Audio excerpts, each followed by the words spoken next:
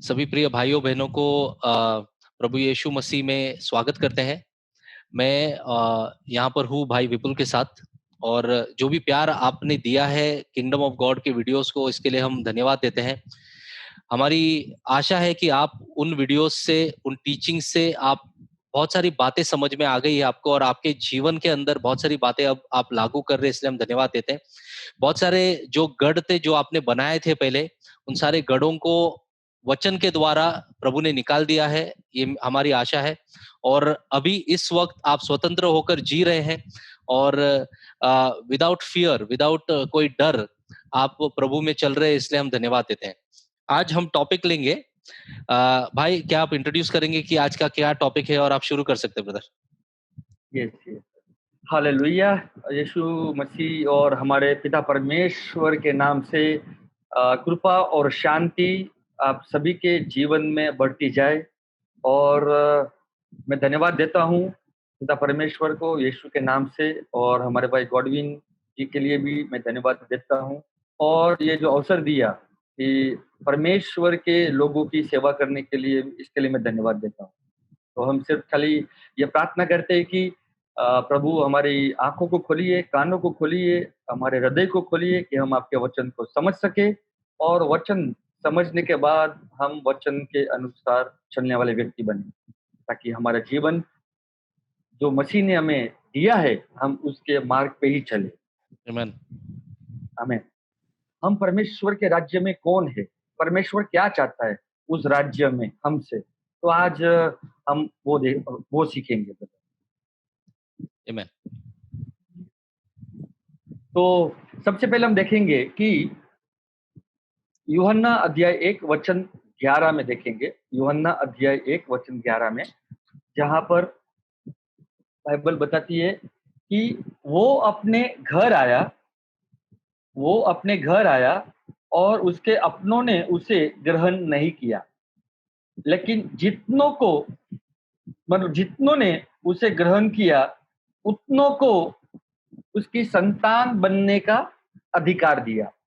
आमीन। तो सबसे पहले हम ये देखते हैं कि जब हम मसीह में आते हैं तो हम परमेश्वर के बेटे बनते हैं, क्योंकि हमने यीशु मसीह को ग्रहण किया है। लेकिन वचन ये कहता है कि यीशु अपनों के पास आता है, तो यीशु को सबसे पहले यहूदी के पास ही आना है। इसके लिए लिखा है वो अपने घर आया, ताकि जो भी भविष्यवाणी यीशु के लिए की गई थी वो पूरी हो। इसके लिए यीशु मसीह यहूदी परिवार में जन्म लेता है, यहूदी परिवार में आता है ताकि लोग उससे ग्रहण करें। मगर बाइबल बताती है कि वो अपने घर आया, लेकिन अपनों ने उसे ग्रहण नहीं किया। मतलब उसके जो अपने लोग थे यीशु को ग्रहण नहीं किया। लेकिन बाइबल आगे बताती है कि जितनों ने उसे ग्रहण किया, जितनों ने, तो उसमें सब आगे, उसमें चाहे यहूदी हो या चाहे यूनानी हो या अन्य जाति के हो, तो जितनों ने यीशु को ग्रहण किया उतनों को परमेश्वर ने उसकी संतान बनने का क्या दिया? अधिकार दिया। तो आप अधिकार से ये कह सकते हो कि मैं परमेश्वर का बेटा हूं। आप अधिकार से कह सकते हो कि मैं परमेश्वर का बेटा हूं, क्योंकि मैंने यीशु मसीह को ग्रहण किया है। आमीन। और फिर आगे हम देखते हैं कि वचन 12 में, वचन 12 में, पर जिन्होंने उसे अपनाया उन सबको उसने परमेश्वर की संतान बनने का अधिकार दिया। वचन 13, परमेश्वर की संतान के रूप में वह कुदरती तौर पर ना तो लहू से पैदा हुआ था, ना किसी शारीरिक इच्छा से, और ना ही माता पिता की योजना से, बल्कि वो परमेश्वर से उत्पन्न हुआ है। यहाँ पे देखते हैं कि हम लोग कि जब हम मसीह में आते हैं तो सबसे पहले मसीह हमें वचनों के द्वारा ये समझाता है कि अभी ना तो तुम शारीरिक हो, ना ही तुम फ्लैश एंड ब्लड हो, और ना ही तुम तुम्हारे माँ बाप से और से आए हो, क्योंकि तुम्हारा जन्म जो है अभी वो परमेश्वर से उत्पन्न हुए है। इसलिए उसमें 3 चीज प्रभु निकाल ही देता है कि अभी ना तो तुम मतलब जब ये तुम्हारा नया जन्म होता है, जैसे कि हमने पहले भी सुना, नया जन्म वचन और आत्मा से होता है। और यहाँ पर भी हम देखते हैं कि हमारा नया जन्म परमेश्वर से उत्पन्न हुआ है, क्योंकि हमने यीशु मसीह को ग्रहण किया है।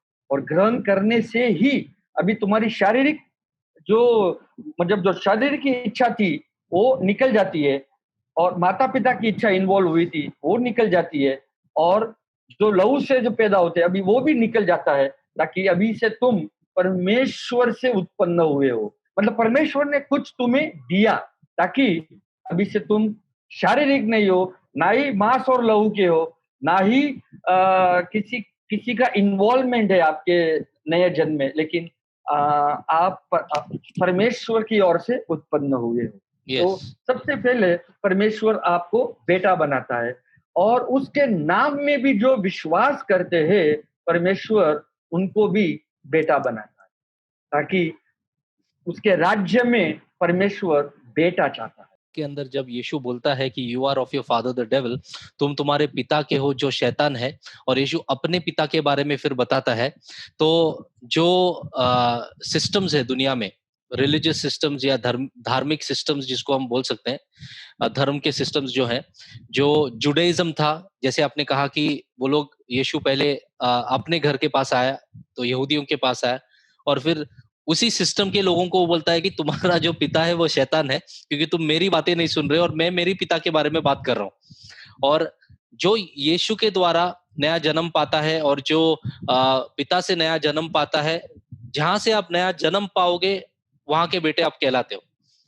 तो अगर आप धर्म में चलते हो और ये सिस्टम्स में आप चलोगे, रिलीजियस सिस्टम्स में आप चलोगे, जुडाइज्म में ये लोग चल रहे थे, और अभी भी बहुत लोग लॉ में चल रहे हैं, तो आप वहां से आते हो जहां पर यीशु ने कहा कि तुम्हारे पिता के हो जो शैतान है। लेकिन अभी हम जो है, जिसको प्रभु ने नया जन्म दे दिया है, और जो भी लोग अभी सुन रहे हैं हमको, जिन्होंने भी नया जन्म पाया है मसीहा में, और मसीहा उनमें जीता है, वो सब उसके पिता से, हमारे पिता से नया जन्म पाके आए हैं, आत्मा से आत्मा आई है। तो ब्रदर, ये जो पॉइंट आपने बताया आज, ये बहुत ही ब्यूटीफुल है, क्योंकि किसी भी मनुष्य के इच्छा के बिना, किसी भी मनुष्य के एक साथ आने के बिना, परमेश्वर से नया जन्म पाके जो आए हैं वही उसके बेटे कहलाते हैं। आमेन। आमेन, यस ब्रदर। आमेन। और एक चीज उसमें हम ये बोल सकते हैं कि जैसे यूहन्ना 8 में यस, 8:44 जहाँ पे लिखा है कि you are of your father, yes, you are of your father the devil, that means तुम अपने पिता जो है वो एक शैतान से हो। यस, आप और मैं, हम परमेश्वर के बच्चे या हम परमेश्वर के पुत्र कहलाते हैं, यस, लेकिन हम क्वालिफाई भी हो सकते हैं शैतान के बच्चे के भी, क्योंकि हम वहां पर यीशु एक अच्छा सा एक पॉइंट कहता है कि तुम मेरे वचन को अपने हृदय में आने नहीं देते हो। करेक्ट। अगर तुम मेरे वचन को अपने हृदय में आने देते हो तो तुम परमेश्वर के ही बेटे हो। यस, लेकिन लेकिन तुम आने नहीं देते हो तो तुम क्वालिफाई होते हो। तुम क्वालिफाई होते हो कि तुम शैतान के बच्चे हो। क्यों? क्योंकि शैतान के बच्चे होने से ही वे वचन को ग्रहण नहीं कर रहे थे अपने हृदय में। तो यस, हमें हमारे हृदय में परिवर्तन इसके लिए लाना है कि हमको परमेश्वर के वचन को ग्रहण करना है हमारे हृदय में। क्योंकि आमेन, हृदय में जब जाएगा तो हमको एक समझदारी आएगी, और जब हम समझेंगे तो वही क्या बोलते हैं, हृदय से वचन मन में जाकर मन के अंदर के विचार में परिवर्तन आएगा, और आमेन, फिर हम सोच सकेंगे कि यीशु जो कह रहा है वो एक सत्य कह रहा है। और आमेन, बाइबल आमेन। कहती है कि अगर सत्य ही तुम्हें जब पता चलती है, एक समझदारी जब आती है सत्य के बारे में या वचन के बारे में, तो सत्य ही तुम्हें बंधन मुक्त करती है। तो जब ये वचन हमको आता है ब्रदर, तो ग्रहण करना जरूरी है। तो यस, इस ग्रहण इसका करना जरूरी है। तो इसका मतलब ये है कि जो पतरस कहता है, एक पतरस के पहले अध्याय में, और आई थिंक इट इज 23वें वचन में वो कहता है, क्योंकि तुमने नाशवान नहीं पर अविनाशी बीज से परमेश्वर के जीवित और सदा ठहराने वाले वचन के द्वारा नया जन्म पाया है। So right. You have been born of the incorruptible seed, that is the word of God. Correct. तो यस। जब भी हम वचन सुनते हैं और जो हम शैतान के बच्चे कहलाते थे, वचन सुनने के बाद जब हमारा नया जन्म होता है उस अविनाशी बीज से, तो हम परमेश्वर के बच्चे कहलाते हैं। अब आमीन। तो यस। जो परमेश्वर के वचन को नहीं सुनते हैं, तो क्या वो अभी भी यानी कि जो बिलीवर होने के बाद भी, अनबिलीवर्स भी और बिलीवर होने के बाद भी जो परमेश्वर के वचन को नहीं सुन रहे हैं अभी, तो क्या वो शैतान के बच्चे कहलाएंगे जो अभी तक लॉ में चल रहे हैं या रिलीजन में चल रहे हैं या आदम में चल रहे हैं, वही बातें उनके जीवन में चल रही है, क्या वो शैतान के बच्चे अभी भी कहलाते हैं या वो पिता के बच्चे कहलाते हैं?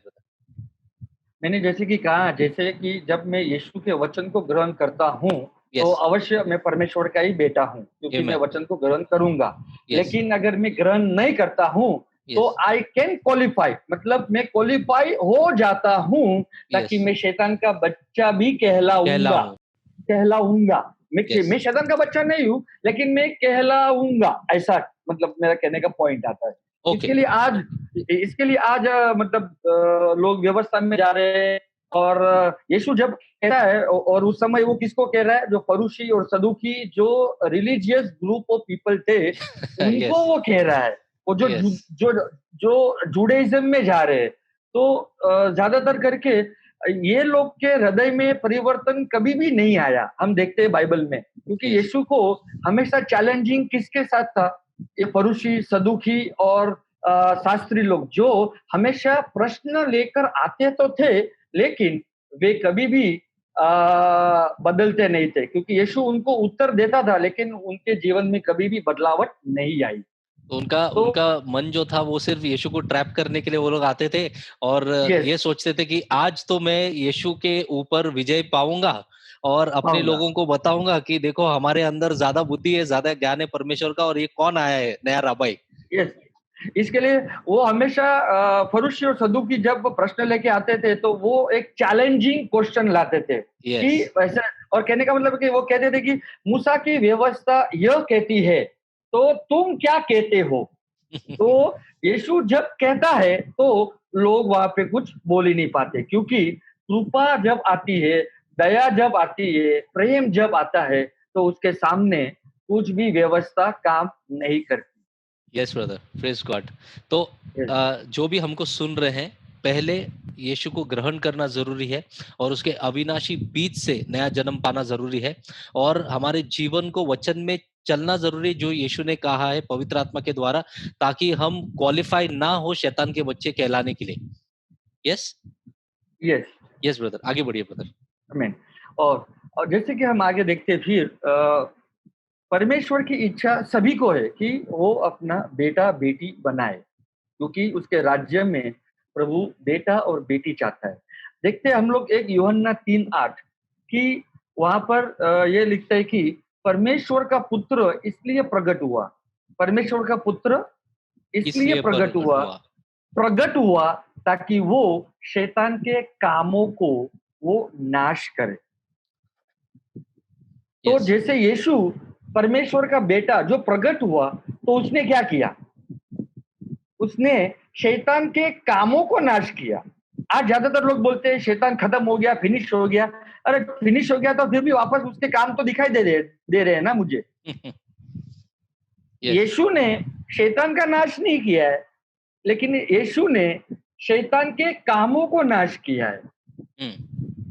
तो आज जब परमेश्वर आपको बेटा बेटी बनाता है और अधिकार देता है, सामर्थ देता है उसके वचन बोलने के लिए, और ताकि आप और मैं भी शैतान के कामों को नाश कर सकते हैं।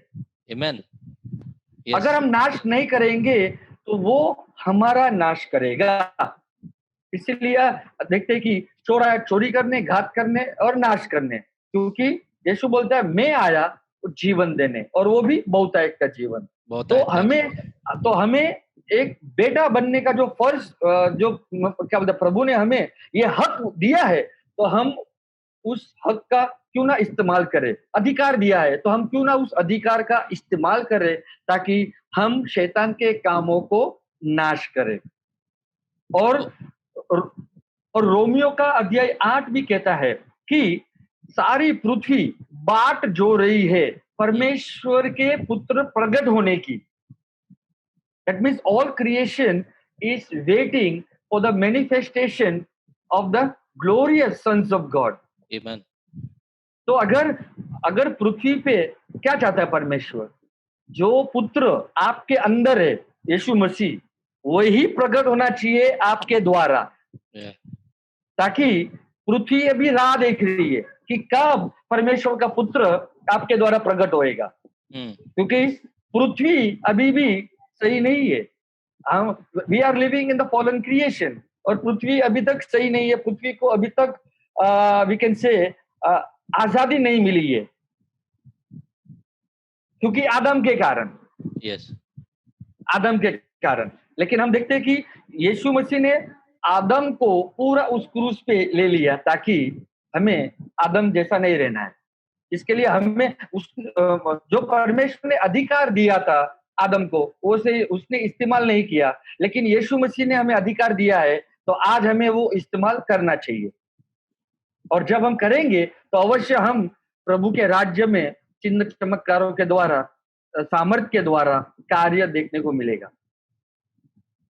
तो क्रिएशन राह देख रही है.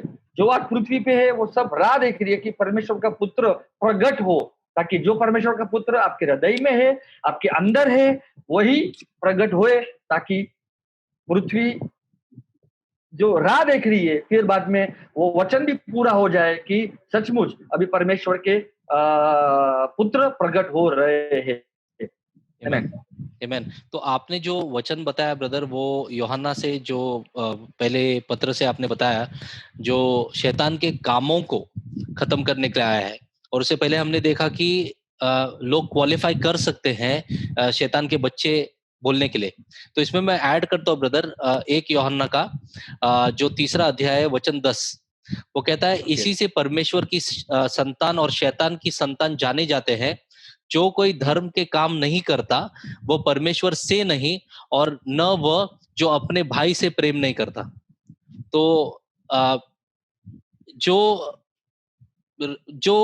डिस्टिंक्शन है, जो सेपरेशन है, वो स्क्रिप्चर के अंदर ऑलरेडी दिया गया है ब्रदर, कि कोई शैतान के बच्चे हैं और कोई परमेश्वर के बच्चे. और इसके अंदर जो क्राइटेरिया जो दिया गया है, जो आपने पहला जो स्क्रिप्चर लिया, जिसने भी ग्रहण किया, वो परमेश्वर के प्रेम के बारे में बताता है, क्योंकि परमेश्वर ने अपने पुत्र को भेजा है.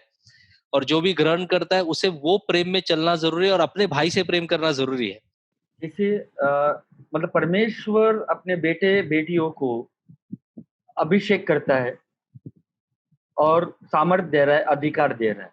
तो हालांकि सभी को अधिकार में चलना चाहिए, लेकिन सभी जन अधिकार में नहीं चलते. राइट.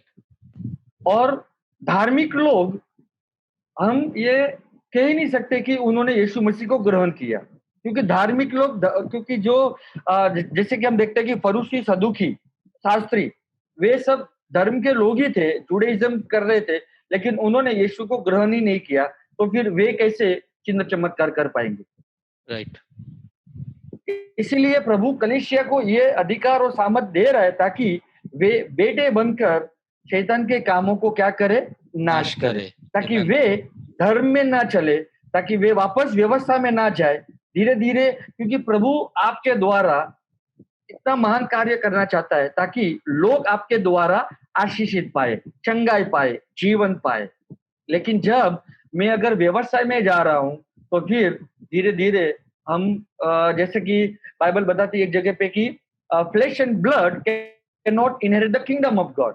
मतलब मांस और लहू परमेश्वर के राज्य को ग्रहण नहीं कर सकता. तो धीरे धीरे जो क्राइटेरिया है कि वो फ्लेश एंड ब्लड ना रहे, मतलब वो शारीरिक ना जाए, वापस वो लहू में ना जाए, क्योंकि लहू से ब्लड लाइन आती है, और जो वो फैमिली के बारे में इन्वॉल्व हो जाती है.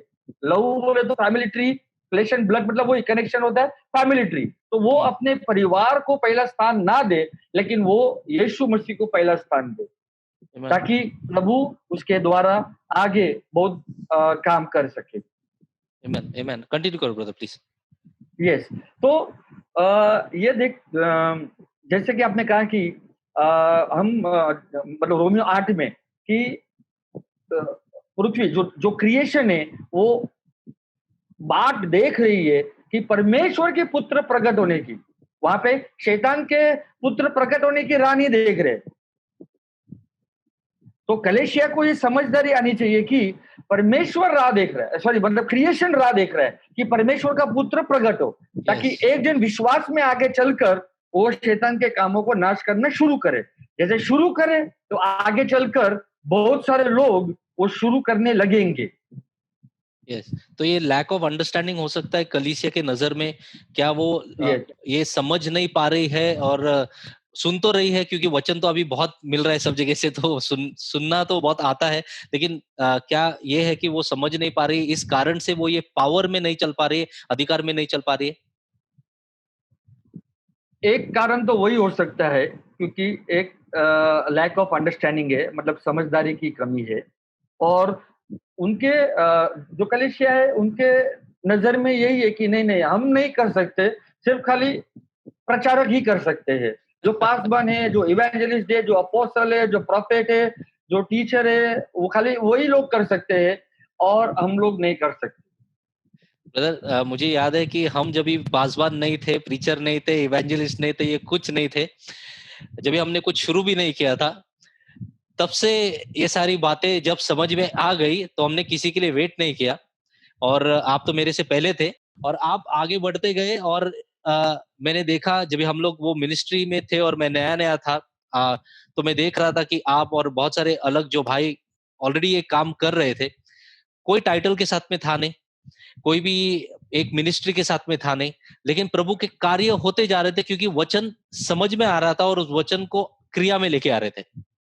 आमेन। और दूसरी बात ये थी महत्व की, कि जो मिनिस्ट्री में हम लोग साथ में थे, वो ब्रदर ने हमको फुल आजादी दी कि जाओ, आप भी ये काम करो, आप भी हाथ रखे, मतलब आप भी हाथ रखो।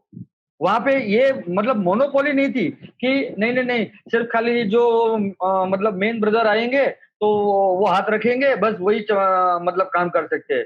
लेकिन हम उस भाई को मतलब प्रभु यीशु मसीह के द्वारा धन्यवाद देते हैं, जिन्होंने हमको वो आजादी दी और कहा कि तुम कर सकते हो, जैसे यीशु ने किया वैसे तुम भी कर सकते हो। वो आजादी दी, हाथ रखो बिंदास यीशु के नाम में। और उन्होंने हमको मजबूत बनाया कि वचन बाहर करो, वचन को याद करो, वचन को बाहर करो। और वही वचन आज जब भी क्या बोलते ग्रहण किया था, तो वही वचन काम कर रहा था। और जब वो वचन अंदर काम करता है तो प्रभु हमारे द्वारा काम करना चाहता है। तो जो भी सुन रहे हैं वो ये समझे कि वचन अंदर आना जरूरी है और बाद में वचन पे हमको चलना जरूरी है। ये दो बातें होनी आमेन। चाहिए अधिकार में चलने के लिए। वचन सिर्फ सुनना नहीं है, लेकिन उसमें चलना भी जरूरी है।